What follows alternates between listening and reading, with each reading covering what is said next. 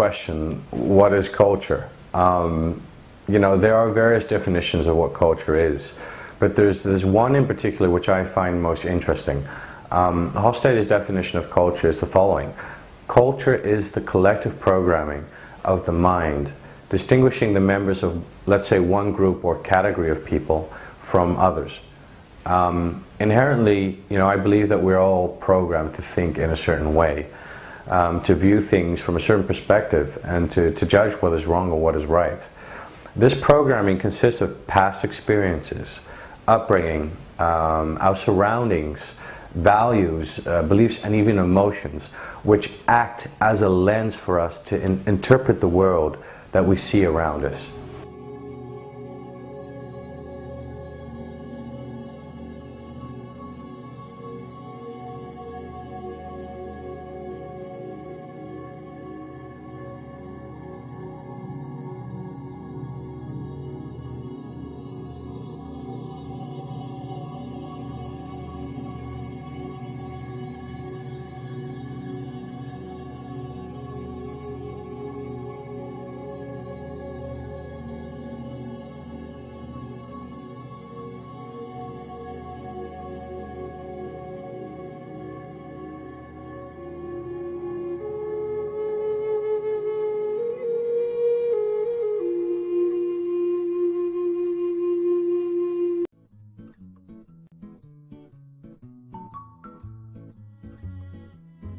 Hi Steve, welcome to our prestigious company. I hope you have a nice time here. Thanks Mark. I have heard a lot of good things about our company. So, is there a company culture that I need to follow? Yes. You just need to adhere to the corporate culture. And that's common to most of the large companies. What is that? Simple. Just say yes to anything your boss says. Assume that I'm your boss. Now, what will your reply be, if I say that the earth is flat? Yes, boss. Exactly. You have already learned the most important cultural aspect of surviving and thriving in a multinational company. Congrats. But what if he says something genuinely stupid, like Windows is an open source software? Bosses are always genuinely stupid. They don't really fake stupidity. It's an art, actually. And it's been programmed into them. Now, is Windows open source software? Yes, boss.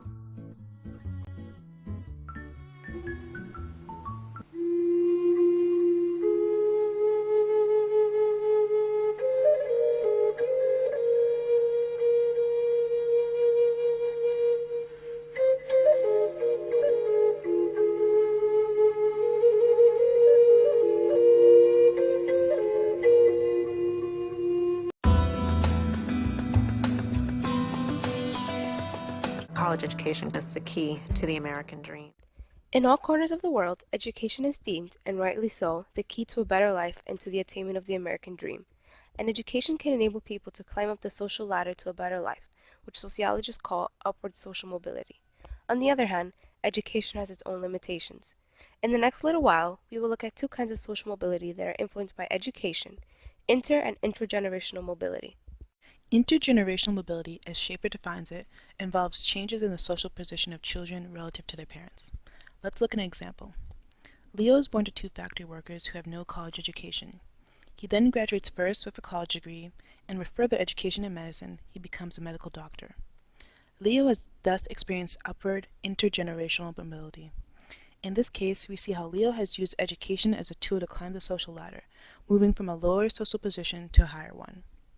The next type of social mobility that we're going to discuss is intra-generational mobility. I had made a commitment to myself to get my degree, and I really felt to better our lives, I had to get that degree. It has paid off financially that I got the degree. We are financially better off than we were then. This here is another example where education has been harnessed in a quest to improve one's lifestyle. Pet mentions that it has paid off financially to get the degree. In the past two examples, both Leo and Pet have experienced some form of upward mobility.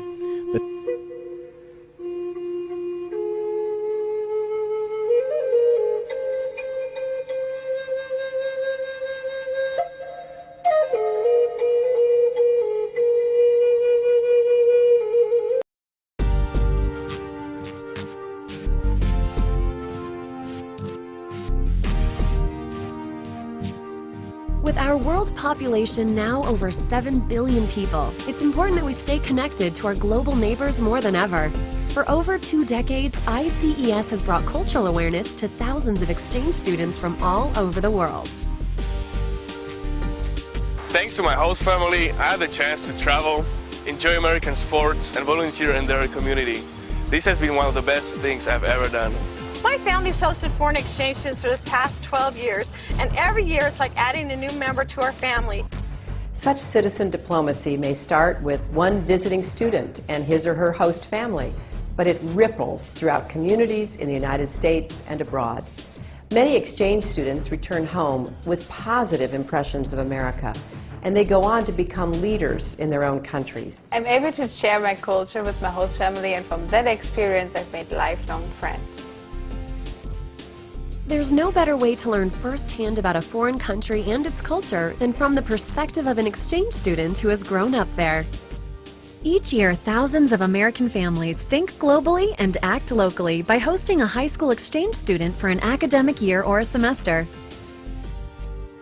ICES, bringing the world closer, one smile at a time.